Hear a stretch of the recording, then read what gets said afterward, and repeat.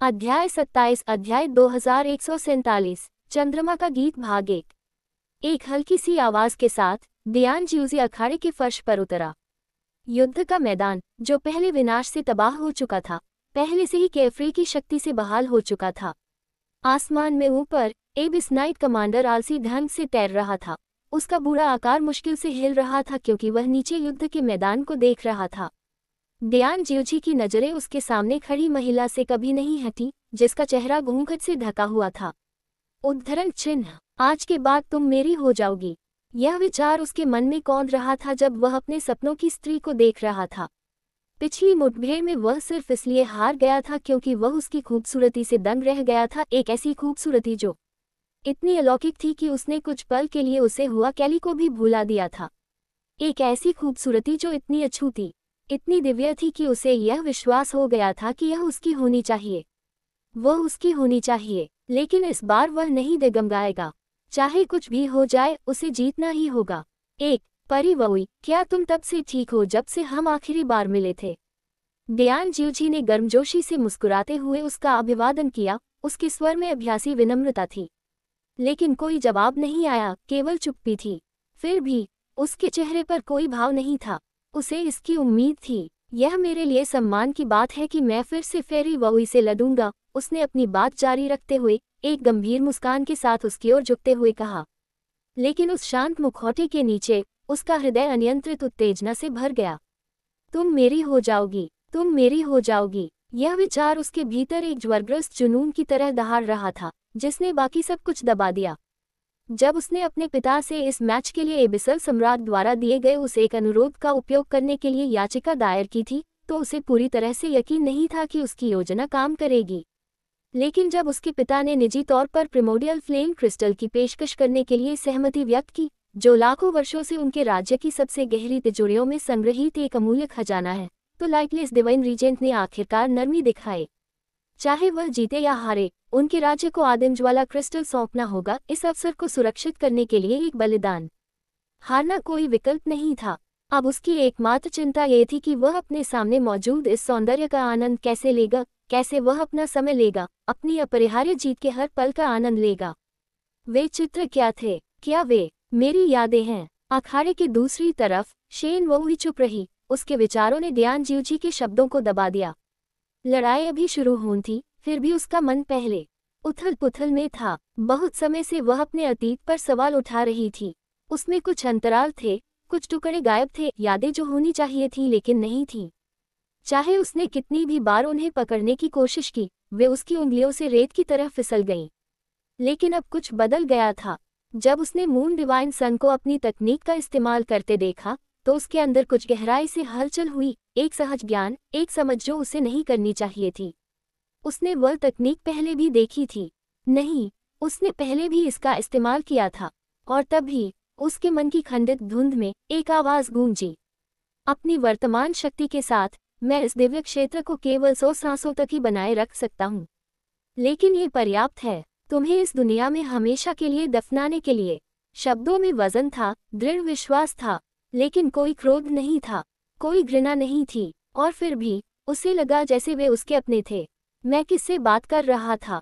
उसके सीने में एक अजीब सी सनसनी फैल गई, मारने की इच्छा नहीं, बल्कि यह निश्चितता कि कोई तो है जिसे वह मारने वाली है। यह एक ऐसा उत्तर था जिसे उसे जानना चाहिए था, एक ऐसा मिशन जिसे उसे याद रखना चाहिए था। लेकिन छवि धुंधली बनी रही, उसकी पहुंच से बाहर। उसने धीरे से सांस छोड़ी और अपना मन साफ किया। यह अतीत पर विचार करने का समय नहीं था। क्या तुम दोनों तैयार हो? कोमल लेकिन प्राचीन आवाज विशाल क्षेत्र में गूंज रही थी, जिसने शेन वोई को उसके विचारों से बाहर निकालकर वर्तमान में वापस ला दिया। उसके सामने दियान ज्यूजी एक ऐसी मुस्कान के साथ खड़ा था जो आत्मविश्वास और आत्मसंतुष्टि दोनों से भरी थी, एक ऐसा नज़ारा जिसने उसे उस पल परेशान कर दिया जब उसने उसे देखा। हालांकि लाइटलेस डिवाइन रीजेंट ने प्राइमोडियल फ्लेम क्रिस्टल के बदले में इस बेतुकी व्यवस्था पर सहमति जताई थी, फिर भी वह अपने भाग्य को नियंत्रित कर सकती है। जब तक मैं जीतती हूँ, उसने खुद को याद दिलाया, कोई भी मेरे लिए मेरा भविष्य तय नहीं करेगा। हाँ, उसने शांत स्वर में उत्तर दिया। उसकी आवाज़ स्थिर थी। मैं तैयार हूँ, दियान ज्यूजी ने तुरंत जवाब दिया। उसकी उत्सुकता साफ झलक रही थी। वह अपनी खुशी को मुश्किल से रोक पाया। तो फिर शुरू करो। रेफरी की आवाज हवा में धीमी पड़ गई और उसी सांस में उसका शरीर शून्य में लुप्त हो गया। डियान ज्यूची ने एक कदम आगे बढ़ाया और अपने सीने पर हाथ रखकर विनम्रतापूर्वक प्रणाम किया। मैं तुम्हें शुभकामनाएं देता हूँ, परिवोई। उद्धरण चिन्ह। मौन। कोई प्रतिक्रिया नहीं मिली। डियान ज्यूची की मुस्कान बनी रही, लेकिन अंदर ही अंदर एक संतुष्ट गुनगुनाहट उसके सीने में भर गई। हाँ, बिल्कुल ऐसी ही होनी चाहिए। अछूती सुंदरता वाली एक महिला, जो पास आने वाले सभी को अस्वीकार कर देती है, लेकिन तुम फिर भी मेरी हो, इसके बारे में सोचने मात्र से ही उसकी नसों में रोमांच दौड़ गया। वह ठंडी थी, लेकिन जल्द ही वह उसकी हो जाएगी। ये तो बताने की आवश्यकता ही नहीं है कि शेन वेई के पास 9 गहन उत्तम शरीर थे, दोहरी साधना के लिए एकदम सही शारीरिक संरचना। डियान ज्यूची का दिल उत्साह से धड़क उठा। उसका नाम ज्यूची 9 महलों का प्रतीक था, और शेन वेई का शरीर 9 गहन उत्तम शरीर के भीतर 9 दुनियाओं का प्रतीक था। क्या ये भाग्य द्वारा निर्धारित मैच नहीं था? उसकी तुलना में वह कुतिया हुआ कैली कुछ भी नहीं थी। शेन वेई हर तरह से श्रेष्ठ थी। उनके असीम दिव्य साम्राज्य ने अपने नाम अनुरूप ऐसी तकनीकें विकसित की जो किसी की ताकत को असीम बनाती हैं। उनके पिता दिव्य रीजेंट असीम अंत 6 दिव्य साम्राज्यों में सभी सच्चे देवताओं में सबसे शक्तिशाली थे, केवल उनके राज्य की सर्वोच्च तकनीक के कारण। जैसे ही डियान ज्यूची ने अपना अभिवादन समाप्त किया, उसकी आभा फूट पड़ी, जो सुनहरे तूफान की तरह आसमान की ओर बढ़ गई। उसकी बढ़ती शक्ति के नीचे अंतरिक्ष और शून्य कांप उठे। उसकी साधना अभी दिव्य विलुप्ति क्षेत्र के 8वें स्तर के शुरुआती चरणों तक ही पहुंची थी, लेकिन सच्ची युद्ध शक्ति के मामले में वह दिव्य विलुप्ति के 8वें स्तर के शिखर पर मौजूद लोगों से मुकाबला कर सकता था। और ये दिव्य साम्राज्य में मौजूद लोगों से तुलना करने के लिए है। उसके शरीर से निकलने वाली शक्ति हवा में फैल गई, जिससे अंतरिक्ष के ढांचे में सुनहरी दरारें बन गईं। उसकी आंखें जुनून और इच्छा से भरी शेन वेई पर टिकी थीं। मेरे अलावा कोई भी तुम्हारे योग्य नहीं है। जिस क्षण डियान ज्यूची की आभा फूटी, स्वर्णिम चमक आकाश में फैल गई और संसार दिव्य आभा से भर गया। युनचे लगभग अपनी सीट से उछल पड़े। ब्रह्मादेव शक्ति! नहीं, ये करीब है, लेकिन पूरी तरह नहीं। डियान ज्यूची की आभा में चमकता सुनहरा रंग कियाने यंगर और भगवान क्षेत्र में ब्रह्म भगवान क्षेत्र के शीर्ष अभ्यासियों द्वारा इस्तेमाल की जाने वाली सुनहरी ऊर्जा के समान था। शक्ति का सार, उससे निकलने वाली अनुभूति, ये सब हर तरह से परिचित था। लगभग ऐसा लगता था जैसे वे एक ही मूल के हों। उसके विचार तुरंत उस समय पर वापस चले गए जब मो बेचेन और उसके अनुचरों ने भगवान के दायरे पर आक्रमण किया था। उस समय जब उन्होंने ब्रह्मा भगवान की स्वर्णिम गहन ऊर्जा को देखा था, तो वे डर से प्रतिक्रिया कर रहे थे। वह क्षण युनचे के दिमाग में घूम रहा था, और अब डियान ज्यूची की शक्ति को देखकर वह आखिरकार समझ गया। असीम दिव्य साम्राज्य, उन्हें उसी तकनीक का अभ्यास करना चाहिए। उनकी विरासत ब्रह्मा भगवान से जुड़ी होनी चाहिए। इस बीच डियान ज्यूची के सामने शेन वेई जमे हुए खड़े थे। सुनहरी रोशनी ने उसके भीतर कुछ गहरी हलचल पैदा कर दी। उसके मन में एक खंडित स्मृति उभरी। ये धुंधला दूर था, जैसे कोहरे के बीच से देख रहे हों, लेकिन वहां एक आकृति थी जो सुनहरी आभा में लिपटी हुई थी। रोशनी अंधा कर देने वाली, दम घोंटने वाली थी, और उस पल में, उस याद की गहराई में, उसे एक जबरदस्त बेकाबू इच्छा महसूस हुई, मारने की इच्छा। उसकी आंखें कांप उठीं, उनमें भ्रम की स्थिति झलक रही थी। कौन? वह चेहरा याद नहीं कर सकी। उसे याद नहीं आ रहा था कि क्यों, लेकिन उस याद में कोई झिझक नहीं थी, कोई संदेह नहीं था। बस ये पक्का यकीन था कि यह सुनहरा आकार ही वह है जिसे उसे मारना है। इसके साथ ही शेन वेई की आभा फूट पड़ी, जो सुनहरी रोशनी को भेदती हुई डियान ज्यूची द्वारा फैलाई गई दमनकारी चमक को चकनाचूर कर दिया। आसमान में फैली सुनहरी चमक के विपरीत शेन वेई की आभा लाल रंग की थी, गहरी, तीव्र और भारी। उसके आसपास की हवा गर्मी से विकृत हो गई, और एक पल में अखाड़े का आधा हिस्सा आग की लपटों में जल गया। उसके नीचे का पत्थर टूट गया और पिघल गया, जिससे आग का एक समुद्र बन गया। विस्मयादिबोधक चिन्ह, विस्मयादिबोधक चिन्ह, विस्मयादिबोधक चिन्ह, विस्मयादिबोधक चिन्ह, विस्मयादिबोधक चिन्ह, विस्मयादिबोधक चिन्ह, विस्मयादिबोधक चिन्ह, विस्मयादिबोधक चिन्ह, विस्मयादिबोधक चिन्ह, विस्मयादिबोधक चिन्ह, विस्मयादिबोधक चिन्ह। युनचे की आंखें चौड़ी हो गईं।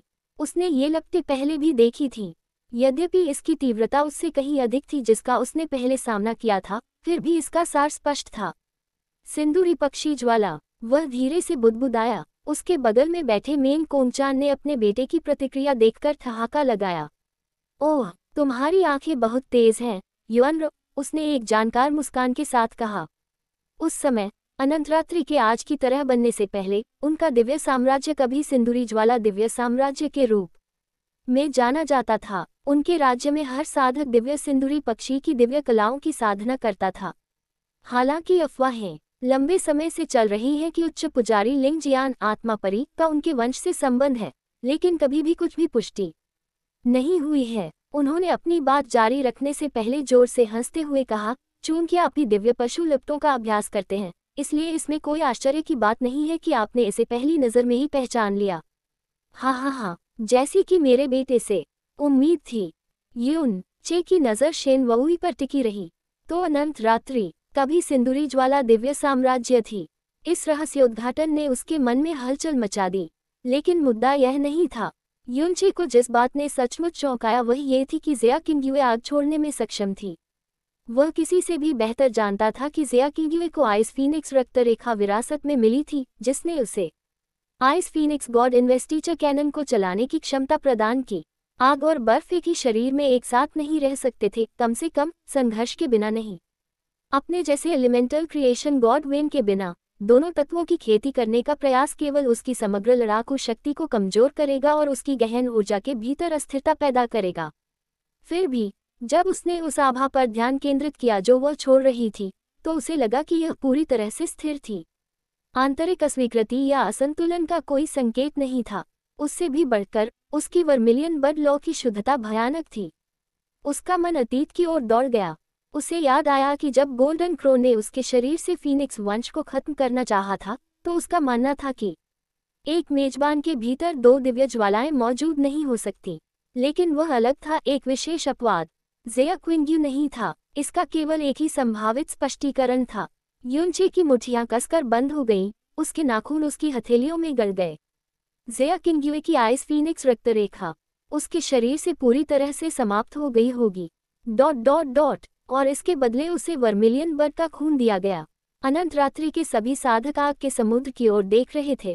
उनके चेहरे पर प्रशंसा की भावना थी। केवल वे ही शेन वुई की प्रतिभा की महानता को सही मायने में समझ सकते थे। आखिरकार उन्होंने इसे प्रत्यक्ष रूप से देखा था। जब प्रकाशहीन दिव्य रीजेंट उसे अनंत रात्रि में लाया, तो वह केवल दिव्य मास्टर क्षेत्र के शिखर पर थी। और फिर भी मात्र 20 वर्षों में वह दिव्य विलुप्ति क्षेत्र के छठे स्तर तक पहुंच गई थी। महज 2 महीने पहले उसकी आभा अभी भी अस्थिर थी, बमुश्किल छठे स्तर को छू रही थी। पर अब उसकी साधना पूरी तरह से स्थिर हो गई। इससे भी अधिक भयावह बात यह थी कि वह पहले से ही छठे स्तर के मध्य चरण के करीब पहुंच चुकी थी। जिस क्षण शेन वुई की आभा बढ़ी, उसने दियान जियोजी के सुनहरे क्षेत्र को चीर दिया और उनके बीच की दुनिया को तोड़ दिया। आकाश 2 विरोधी शक्तियों में बंट गया। एक स्वर्णिम चमक से नहाया हुआ था, जबकि दूसरा प्रचंड लाल नरक में डूबा हुआ था। इन 2 दिव्य शक्तियों ने एक दूसरे को अस्वीकार कर दिया, जिससे युद्ध के मैदान में हिंसक स्थानिक लहरें फैल गईं। दियान जियोजी की आंखें आश्चर्य से चौड़ी हो गईं। ये वही शक्ति नहीं थी जो उसने पिछले युद्ध में प्रदर्शित की थी। उसकी आभा से निकलने वाली शक्ति लगभग उसकी अपनी आभा के बराबर थी। लेकिन डर के बजाय इससे उसके अंदर का पागलपन और बढ़ गया। उसकी त्वचा के नीचे की नसें विचित्र रूप से फूल गईं, असीम दिव्य ऊर्जा से स्पंदित होने लगी और उसके माथे पर प्राचीन निशान उभर आए। ऊपर अपने आसन से असीमंत दिव्य रीजेंट डायन राहु ने अपनी आंखें सिकोड़ लीं। वह पहले से ही महान क्रोध की नस की ताकत को सक्रिय कर रहा है। उसकी निगाहों में एक गहरी चमक उठी। ऐसा लगता है कि वह सचमुच इस लड़ाई को जल्दी खत्म करना चाहते हैं। उद्धरण चिन्ह। प्रकाशहीन दिव्य रीजेंट ने अपनी दिव्य पुत्री पर एक ठंडी, जांचपूर्ण नजर डाली। पिछली बार जब शेन वुई ने दियान जियोजी के खिलाफ लड़ाई लड़ी थी, तो उसने उसे पूरी तरह से निराश किया था। इस युद्ध का परिणाम अर्थहीन। जब तक निश्चित रूप से शेन वुई ने दियान जियोजी को पूरी तरह से कुचल नहीं दिया, वह कम से कम देखने लायक तो होगा। लेकिन अंत में उसकी एकमात्र सच्ची चिंता प्राइमेडियल फ्लेम क्रिस्टल थी। जब तक वह इसे प्राप्त कर लेगी, उसे अपनी जरूरत की हर चीज मिल जाएगी। इससे वह अपनी दृष्टि पुनः प्राप्त कर सके।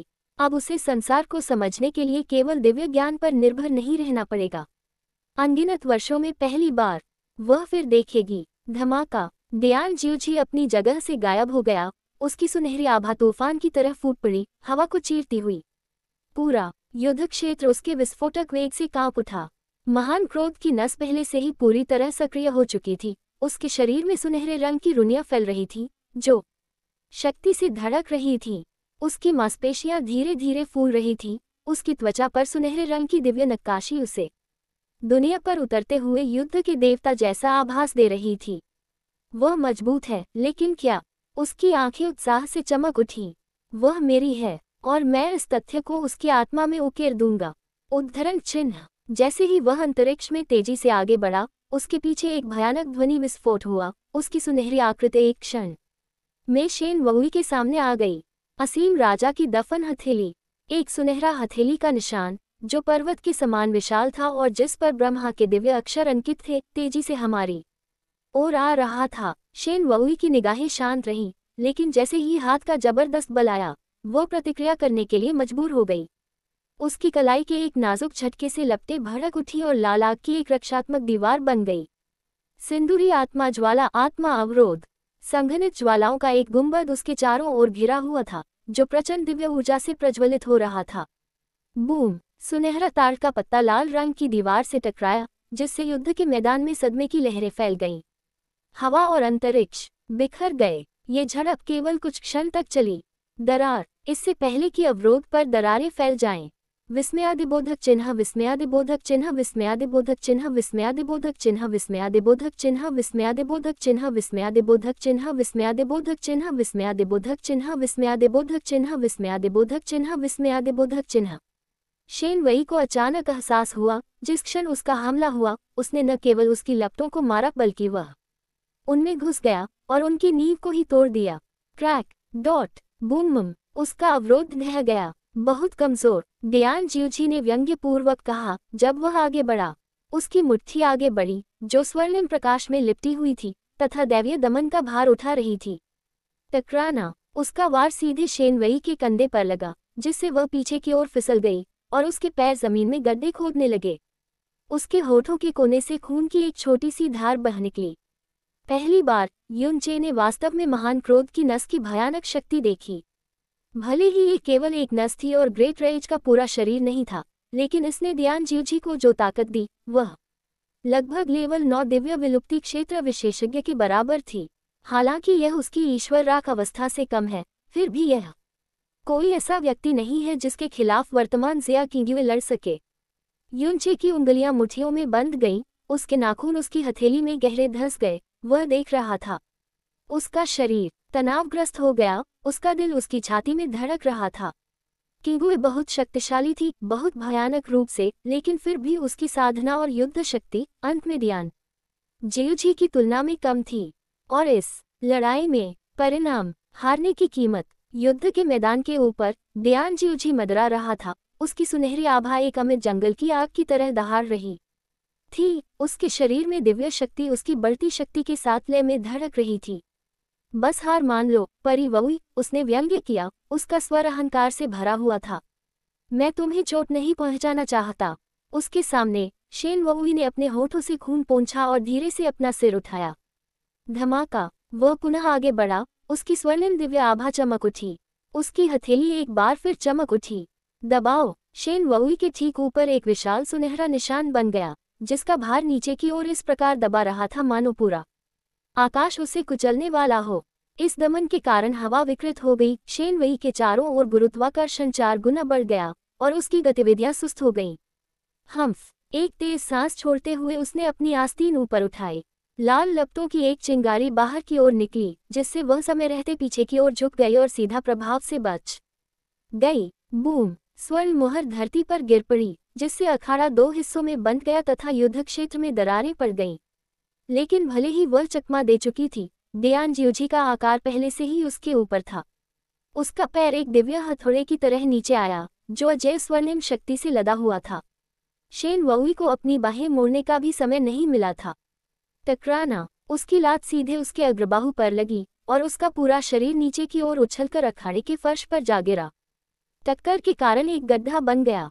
धूल बाहर की ओर फूट पड़ी। एक क्षण के लिए युद्ध क्षेत्र में सन्नाटा छा गया। तब एक सुनहरी रोशनी नीचे की ओर फैल गई। बस मेरी हो जाओ। दियान जियोजी की दहाड़ से आकाश हिल गया। जब वह उल्का की तरह नीचे उतरा, उसकी सुनहरी मुट्ठी धरती को हिला देने वाली ताकत के साथ हवा को चीर रही थी। उसके शरीर से सुनहरा विनाश निकल रहा था। उसके शरीर के हर रेशे में महान क्रोध की शिरा की शक्ति उमड़ रही थी। पूरा अंतरिक्ष उसके चारों ओर मुड़ गया, उसके गोते की ताकत का सामना करने में असमर्थ। उसके पीछे पीछे हवा भी पीड़ा से चीख उठी और हिंसक रूप से घूमने लगी। नीचे की जमीन कांप उठी नहीं, वो टक्कर से पहले ही टूट चुकी थी। गड्ढे के भीतर से अचानक लाल रंग की रोशनी के फटने से अंतरिक्ष में आग लग गई। शेन वुई का रूप आग की लपटों में धुंधला हो गया। उसके पीछे एक सिंदूरी पक्षी की प्रेत छवि प्रकट हुई। उसके राजसी पंख चौड़े होकर उसके रूप में बुन गए, जिससे उसकी गति और चकमा देने की क्षमता बढ़ गई। एक चमकदार चमक में टक्कर से ठीक पहले उसका आकार गायब हो गया। बूम! जिस क्षण दियान जियोजी की मुट्ठी जमीन पर लगी, एक भयानक सुनहरा विस्फोट पूरे युद्ध क्षेत्र में फैल गया। जमीन कांच की तरह बिखर गई। तभी गहरा गड्ढा अब विनाश की अथाह खाई बन गया। उसके हमले की ताकत ने तूफान जैसी लहरें बाहर की ओर भेजी, जिससे आसपास का इलाका समतल हो गया और मलबा आसमान में उड़ गया। और अभी तक तबाही के ऊपर एक सुंदर छाया अस्तित्व में आई।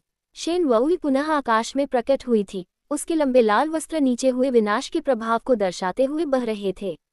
उसकी सांसें असमान थीं और उसके होठों के कोने पर खून का निशान था, फिर भी उसका भाव अविचल था, ठंडा, संयमित, अस्पष्ट। दियान जियोजी की निगाहें धुंधली हो गईं। अध्याय 28 अध्याय 2148 चंद्रमा का गीत भाग 2। इतनी भयानक शक्ति, और वह केवल शिरा है। हुआ फूचेन की नज़र युद्ध के मैदान पर टिकी रही। उसका दिमाग दौड़ रहा था क्योंकि वह दियान जियोजी द्वारा प्रदर्शित की जा रही जबरदस्त ताकत का विश्लेषण कर रहा था। अकेले महान क्रोध की नस ने उसे पहले ही मध्य चरण 9 स्तर के दिव्य विलुप्ति क्षेत्र के बराबर ताकत के क्षेत्र में धकेल दिया था, और फिर भी ये वास्तविक महान क्रोध काया की क्षम केवल एक अंश था। अपनी सीट के आर्मरेस्ट पर उसकी पकड़ अचानक से मजबूत हो गई। उसे मेंग जियान्युआन युनचे को अपना भाव दामाद चुनने के अपने फैसले पर कभी संदेह नहीं हुआ था, लेकिन ये लड़ाई एक गंभीर चेतावनी के रूप में काम आई। ये स्मरण दिलाता है कि एबिसल सम्राट स्वयं एक ऐसा प्राणी था जो पूरी तरह से महान क्रोध काया से युक्त था। दियान जियोजी के विपरीत, जिसकी शक्ति केवल एक नस के उत्तराधिकार से आई थी, सम्राट का पूरा शरीर और आत्मा महान क्रोध के सार से गढ़ी गई थी। इससे उसे किस प्रकार की शक्ति प्राप्त होती है, इस विचार से हुआ फूचेन की रीढ़ में ठंडी सिहरन दौड़ गई। रसातल के पूरे इतिहास में सम्राट की ताकत एक रहस्य बनी रही। इस भूमि के हर प्राणी ने स्वीकार किया कि वह रसातल के भीतर सबसे मजबूत अस्तित्व था, फिर भी एक भी आत्मा ने कभी भी उसकी शक्ति को सही मायने में नहीं माना था। यहाँ तक कि दिव्य राज्यों के साथ सच्चे देवताओं, जो अपने अपने क्षेत्रों में बेजोड़ शासक थे, ने भी शुद्ध भूमि के प्राचीन सच्चे देवताओं को चुनौती देने का साहस नहीं किया। और अथाह सम्राट तो और भी ऊंचे स्तर पर था। उसकी ताकत वास्तव में कितनी गहरी है। पास में खड़ी हुआ किंगयंग ने आह भरी और अपना सिर हिलाया। हालांकि उसकी महान क्रोध की नस ने उसे बहुत ज्यादा युद्ध शक्ति प्रदान की थी, फिर भी इस बात की एक सीमा थी कि वह इसे कितने समय तक बनाए रख सकता था। फिर भी यह उसके लिए लड़ाई खत्म करने के लिए पर्याप्त होना चाहिए। मुझे डर है कि उसका अनुरोध अंततः पूरा हो जाएगा। उसके शब्द हल्के थे, फिर भी उनमें एक ऐसा भार था जिसके कारण आसपास खड़े लोगों में मौन तनाव फैल गया। उसने धीमे स्वर में बात की थी, लेकिन अपने अपने स्तर के कारण वहां उपस्थित सभी लोगों ने उसे स्पष्ट रूप से सुना था और वे सभी ठीक ठीक समझ गए थे कि उसका क्या मतलब था। सम्राट का आदेश पहले ही जारी हो चुका था, अनुरोध पहले ही स्वीकार कर लिया गया था और इसे प्रकाशहीन दिव्य रीजेंट द्वारा भी अनुमोदित किया गया था। अब वे क्या कर सकते थे? भले ही वे इसका विरोध करें, भले ही वे इससे नाराज हों, फिर भी वे इसमें कुछ नहीं बदल सकते। वे केवल देख सकते थे। क्विंग युनचे ने अपनी मुठियां इतनी कस लीं कि उसके नाखून उसकी हथेलियों में धंस गए, जिससे खून के हल्के निशान बन गए। उसका पूरा शरीर अकड़ गया था। उसका दिल गुस्से और बेबसी के तूफान से भरा हुआ था।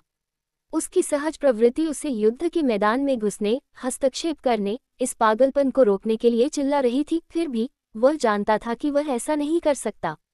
वह दियान जियोजी से नहीं डरता था। अगर वह अपने भगवान ऐश राज्य में प्रवेश करता तो वह एक ऐसी ताकत जुटा सकता था जो दिव्य सीमित क्षेत्र से मुकाबला कर सकती थी। लेकिन यह सिर्फ एक लड़ाई के बारे में नहीं था। यदि दियान जियोजी जीत गया तो इसका मतलब था कि ज़िया क्विंग शेन वेई को उसकी मंगेतर बनने के लिए मजबूर किया जाएगा। कौन स्वस्थ दिमाग वाला व्यक्ति चुपचाप खड़ा होकर अपनी पत्नी को छीने जाते हुए देख सकता है? लेकिन चाहे उसके अंदर कितना भी गुस्सा उबल रहा हो, चाहे वह ज्यूजी को कितना भी टुकड़े टुकड़े कर देना चाहता हो, इस समय वह शक्तिहीन था। उसने पहले ही अपने कई रहस्यों को उजागर कर दिया है और वह अब संदेह पैदा किए बिना ऐसा नहीं कर सकता। युद्ध के मैदान के ऊपर दियान जियोजी मुस्कुराया, उसके स्वर में अभी भी एक दयालु विजेता की झलक थी। परिवोई, मैं तुम्हारी शक्ति और दृढ़ संकल्प की प्रशंसा करता हूँ, लेकिन तुम मुझे हरा नहीं पाओगी। कृपया अब आत्मसमर्पण कर दो, इससे पहले कि तुम्हें कोई और चोट लगे। उद्धरण चिन्ह, एक सज्जन व्यक्ति का शिष्टाचार। शिष्टता का एक पतला आवरण जो उसके भारी अहंकार को मुश्किल से छुपा पाया। फिर भी जैसी कि उम्मीद थी, शेन वोई ने कोई जवाब नहीं दिया। उसकी आंखें ठंडी रहीं, उसका रुख अडिग रहा। दियान जियोजी का चेहरा थोड़ा उदास हो गया। ऐसा ही हो। उद्धरण चिन्ह, फिर धमाका। उसकी सुनहरी आभा एक बार फिर फूट पड़ी, एक ऐसी शक्तिशाली शक्ति जिसने एक पल में पूरे युद्ध क्षेत्र को धूल और मलबे से साफ कर दिया। युनचे का दिल बैठ गया। महान क्रोध की शिरा कोई साधारण शिरा नहीं थी।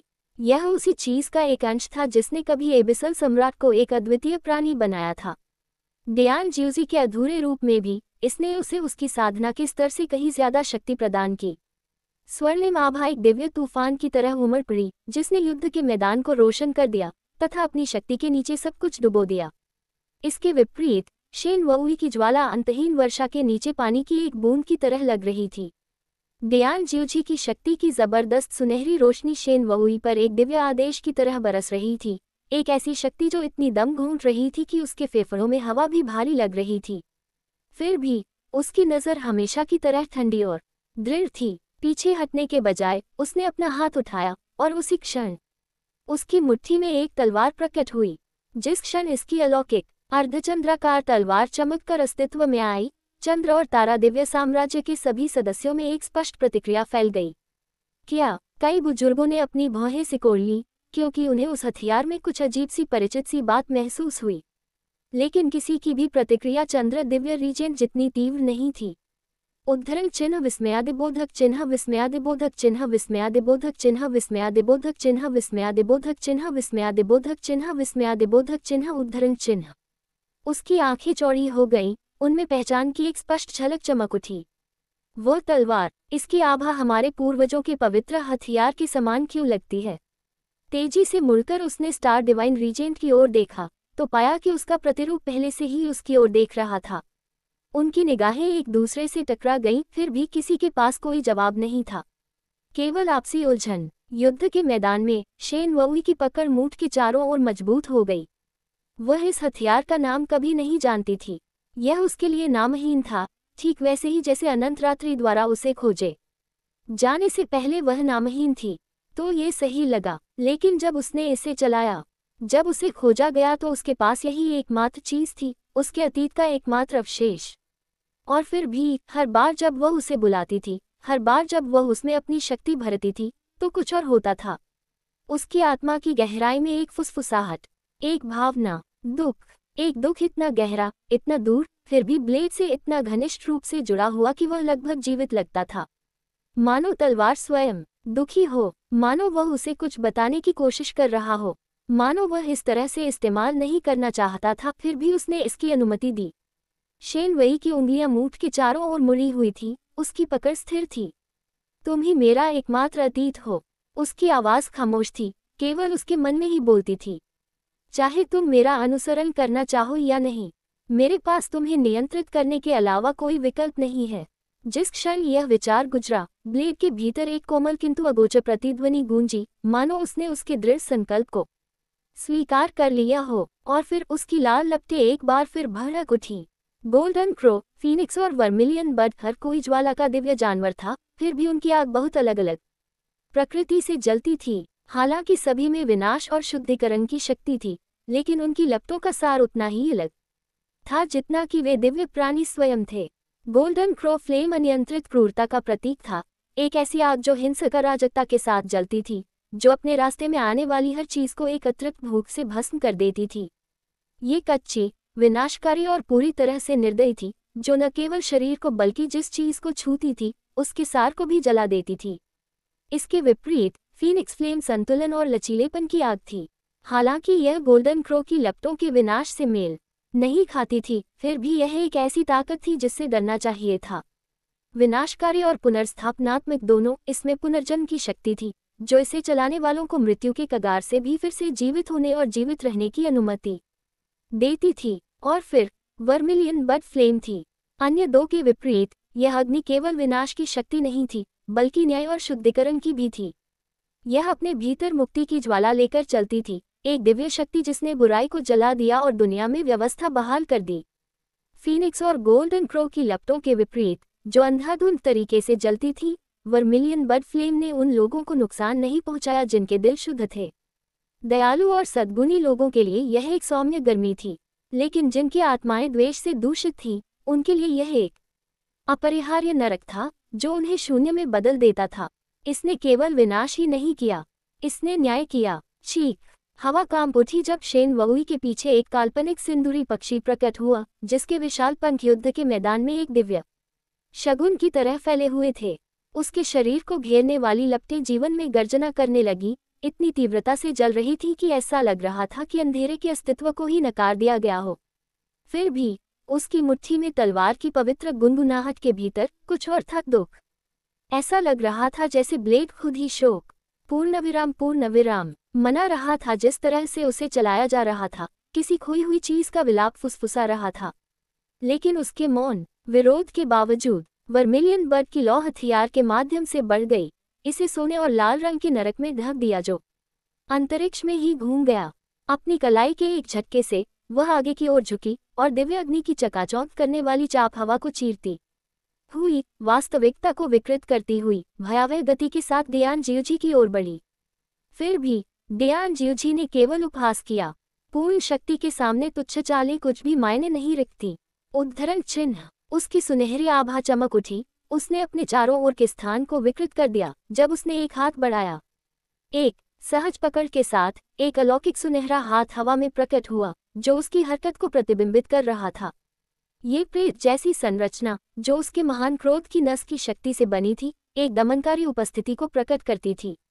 अडिग, अदम्य, बूम, सिंदूरी पक्षी की लपटें एक भयानक विस्फोट के साथ सुनहरे हाथ से टकराईं, लेकिन अंदर घुसने की बजाय लपटें बुझ गईं और सुनहरे बल ने उन्हें कुचलकर नष्ट कर दिया, जिससे वे नष्ट हो गईं।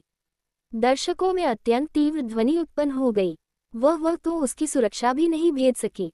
शक्ति में अंतर बहुत बड़ा है, यहाँ तक कि उसकी लपटें भी उसके सामने बेकार हैं। लेकिन इससे पहले कि धधकती हुई आग बुझती, युद्ध के मैदान में अचानक तेज हवा का झोंका आया। डियान जियोजी की आंखें तेज हो गईं, उसकी सहज प्रवृत्ति चिंता से भड़क उठी। वह जा चुकी है। उस पल हवा में एक सुनहरी किरण चमक उठी। शेन वहुई अपनी मूल स्थिति से गायब हो गई थी। वर्मिलियन बर्ड के काल्पनिक पंख चमकती हुई लपटों में फूट पड़े थे, जिससे वह इतनी तेजी से आगे बढ़ रही थी कि उसके पीछे की जगह उसकी हरकत के कारण विकृत हो गई थी। पलक झपकते ही वह उसके पीछे पुनः प्रकट हो गई। उसकी तलवार पहले ही नीचे आ चुकी थी। छर पूर्ण विराम। इससे पहले कि वह पूरी तरह से प्रतिक्रिया कर पाता, जलता हुआ ब्लेड उस पर गिर पड़ा। बूम! जैसे ही तलवार लगी, एक शॉकवेव फूट पड़ी, जिससे डियान जियोजी धूमकेतु की तरह पीछे की ओर उड़ गया। उसका शरीर युद्ध के मैदान में उछला, पत्थर पर इतनी ताकत से फिसला कि जमीन में गहरी खाइयां बन गईं। उसके शरीर में खून का दौरा पड़ गया, उसकी नसें अप्रत्याशित प्रभाव से धड़कने लगी। वह उड़ गया। बूम! और सुनहरी आभा के एक हिंसक विस्फोट के साथ उसका शरीर अचानक हवा में झटके से रुक गया। उसके पैर जमीन पर जोर से टकराए, जिससे उसकी गति पूरी तरह रुक गई और वह धीरे धीरे अपनी पूरी ऊंचाई पर खड़ा हो गया, अपने होठों के कोने से खून पोंछते हुए। फिर वह मुस्कुराया, लेकिन यह एक विकृत, अप्राकृतिक मुस्कान थी। उसका शरीर कांप उठा और एक क्षण के लिए ऐसा लगा जैसे वह अपने भीतर किसी गहरी चीज से लड़ रहा हो। तुमने वास्तव में मुझे थोड़ा चोट पहुंचाई। उसकी आवाज धीमी थी, लगभग फुसफुसाहट जैसी। तभी अचानक उसके सिर के झटके के साथ उसकी अभिव्यक्ति कुछ जंगली, कुछ विक्षिप्त में बदल गई। अच्छा। उसकी आवाज नियंत्रण खोने के कगार पर खड़े एक जानवर की तरह गड़गड़ा रही थी। उसकी सुनहरी आभा हिंसक रूप से भड़क उठी, उसका पूरा अस्तित्व पल पल और अधिक अस्त व्यस्त होता गया। जियोजी को क्या हुआ? युनचे की भौहें चिंता से सिकुड़ गईं। उसे एक वार से बमुश्किल खून निकला था। यह कोई जानलेवा वार नहीं था, न ही इसे कोई गंभीर क्षति हुई थी। और फिर भी दियान जियोजी की प्रतिक्रिया, उसकी आंखें, उसका भाव, उसकी आभा में व्याप्त क्रूरता, ये सब बहु चरम पर था। ऐसा था मानो वह किसी भी कीमत पर ज़िया किंग्यू को मारना चाहता था। क्यों? महान क्रोध की नस, युआन एर मेंग कोमचान की आवाज़ शांत थी, लेकिन उसमें समझ की गहराई थी। ये नस उसे अत्यधिक शक्ति प्रदान करती है, लेकिन जैसा कि इसके नाम से पता चलता है, जितना अधिक समय तक वह इसका उपयोग करता है। मेंग कोमचान की नज़रें तेज हो गईं जब उसने दियान जियोजी की अनियमित हरकतों को देखा। जितना अधिक यह उसे नियंत्रित करता है, क्रोध बादलों कारण ये लड़ाई जितनी लंबी चलेगी, दियान जियोजी उतना ही अधिक हिंसक और अविवेकपूर्ण होता जाएगा। विस्मयादिबोधक चिन्ह, विस्मयादिबोधक चिन्ह, विस्मयादिबोधक चिन्ह, विस्मयादिबोधक चिन्ह, विस्मयादिबोधक चिन्ह, विस्मयादिबोधक चिन्ह, विस्मयादिबोधक चिन्ह, विस्मयादिबोधक चिन्ह। युनचे की रीढ़ में ठंडक दौड़ गई। तो ये बात थी, अब तक दियान जियोजी का नियंत्रण था। उसने अपनी शक्ति का इस्तेमाल अहंकार और क्रूरता के साथ किया था, फिर भी संयम के साथ। लेकिन शेन वई ने एक साफ हमला किया था, और अब महान क्रोध की नस जवाब दे रही थी। दियान जियोजी ने अपने कंधे हिलाए, उसकी भुजाओं की नसें कच्ची, उमड़ती हुई ऊर्जा से उभरी हुई थी। उसकी सुनहरी 11 आभा बाहर की ओर भड़क उठी, पहले से कहीं ज्यादा क्रूर। युद्ध के मैदान को एक दमनकारी चमक में निगल रही थी, जिससे आसमान कांप रहा था। तो फिर मुझे इजाजत दीजिए, वह बुदबुदाया, उसकी आवाज में गहरा मनोरंजन भरा हुआ था। 11 एहसान वापस करने के लिए पूर्ण विराम। और इसके साथ ही वह गायब हो गया। उसकी सुनहरी छवि केवल एक सेकंड के अंश के लिए ही बनी रही, उसके बाद वह नष्ट हो गई, क्योंकि वह पहले ही शेन वई के ठीक सामने प्रकट हो चुका था। बूम! उसकी मुट्ठी, जो उसके महान क्रोध की शिरा की पूरी शक्ति से चमक रही थी, टूटकर गिर पड़ी। असीम राजा विनाशकारी मुट्ठी। दियान जियोजी की आवाज युद्ध के मैदान में गड़गड़ाहट की तरह गूंज उठी। उसका पूरा शरीर एक जबरदस्त सुनहरी चमक से धड़क रहा था। उसकी नसों में दिव्य शक्ति उमड़ पड़ी। महान क्रोध की नस पूरी तरह से प्रज्वलित हो गई, जिससे उसकी ताकत अथाह हद तक बढ़ गई। जैसे ही उसकी मुट्ठी आगे बढ़ी, उसकी ताकत ने हवा को विकृत कर दिया, उसके आसपास की जगह को विकृत कर दिया। आसमान भी कांपने लगा, मानो उसके प्रहार के पीछे की ताकत के आगे झुक रहा हो। उसकी ताकत मध्य चरण स्तर 9 दिव्य विलुप्ति तक पहुंच जाती है। शेन वई के पास प्रतिक्रिया करने के लिए बमुश्किल एक पल था। उसके आसपास की दुनिया धुंधली हो गई। उसके हमले का दबाव उसकी त्वचा पर हजारों ब्लेडों की तरह दबाव डाल रहा था। मुट्ठी के उतरने से पहले ही उसने महसूस किया कि उसकी ताकत उसकी हड्डियों को कुचल रही है। बूम! उसकी सुनहरी मुट्ठी पूरी ताकत से उस पर गिरी, जिससे उसकी सुरक्षात्मक आभा एक पल में नष्ट हो गई। अखाड़े में एक भयानक दरार गूंज उठी, हड्डियां टूटने की आवाज। शेन वई का शरीर टूटी पतंग की तरह उड़ गया। उसके होठों से खून की धार बह रही थी जब वह पीछे की ओर जा रही थी। प्रभाव इतना भयंकर था कि युद्ध के मैदान में उसका रूप धुंधला हो गया, नंगी आंखों से मुश्किल से दिखाई दे रहा था। जैसे ही उसका शरीर जमीन पर गिरा, एक जबरदस्त विस्फोट हुआ। बूम! टक्कर के बिंदु पर एक बहुत बड़ा गड्ढा बन गया। उसके नीचे की जमीन टूट गई, जिससे धूल और मलबे के टुकड़े हवा में उड़ने लगे। टक्कर के बल ने युद्ध के मैदान में शॉकवेव भेजी, जो एक अजय ज्वार की तरह बाहर की ओर लहरा रही थी। एक क्षण के लिए तो केवल सन्नाटा छा गया। तब वही अनंत रात्रि दिव्य साम्राज्य के बैठने के स्थान से आती हुई खतरे की चीख ने शांति को भंग कर दिया। बुजुर्ग और यहाँ तक कि उच्च पदस्थ व्यक्ति भी खड़े हो गए, और वे तबाह हो चुके युद्ध क्षेत्र को देखकर भय से उनके चेहरे मुड़ गए। इटर्नल नाइट के सभी प्रतिभागी सदमे से कांप उठे, उनके हाथ कसकर बंद हो गए और उनकी आंखों में चिंता भर गई। हाँ, उसकी हड्डियां, वह एक बुजुर्ग हकलाया, उसकी आवाज अविश्वास से भारी हो गई थी। वह हमला बहुत ज्यादा था, एक और ने बड़बड़ाया। वे सभी जानते थे कि दियान जियोजी का हमला कितना शक्तिशाली था। उसका असीम राजा विनाशकारी मुट्ठी केवल एक साधारण तकनीक नहीं थी, यह असीम दिव्य साम्राज्य की सर्वोच्च कलाओं की परिणति थी। एक ऐसी तकनीक जो पहाड़ों को चकनाचूर करने और युद्ध के मैदानों का सफाया करने के लिए डिजाइन की गई थी। और शेन वई, वह उसे सीधे छाती पर ले गई थी। असीम दिव्य साम्राज्य के खंड में बैठे असीम दिव्य रीजेंट दियान राहु एक अपाठ्य अभिव्यक्ति के साथ युद्ध के मैदान को देख रहे थे। उसके पास उसके राज्य के कई बुजुर्ग एक दूसरे को शांति से देख रहे थे। उद्धरण चिन्ह ... उसे सचमुच इतनी दूर जाने की जरूरत नहीं थी, उनमें से एक ने आह भरते हुए कहा। डायन राहु ने हल्का सा सिर हिलाया, उसकी अभिव्यक्ति अस्पष्ट थी, लेकिन अंदर ही अंदर उसके दिल में बेचैनी की एक लहर सी घर कर गई। यहाँ तक कि उन्होंने भी यह उम्मीद नहीं की थी कि उनका बेटा इतनी जल्दी शिरा की शक्ति पर नियंत्रण खो देगा। दियान ज्यूजी ने महान क्रोध की नस पर महारत हासिल करने के लिए शक्ति और पागलपन के बीच की पतली रेखा पर चलने के लिए वर्षों तक प्रशिक्षण लिया था। फिर भी अब सबकी आंखों के सामने वह दम तोड़ रहा था। उसे पता होना चाहिए था, महान क्रोध की शिरा की शक्ति एक अक्षम्य शक्ति थी। इसने अपने धारक को अद्वितीय शक्ति प्रदान की, लेकिन एक कीमत पर। जितना अधिक समय तक कोई इसका प्रयोग करता है, जितना अधिक यह उन्हें खा गया, उसका बेटा अधिक शक्तिशाली हो गया था। ये बात नकारी नहीं जा सकती थी।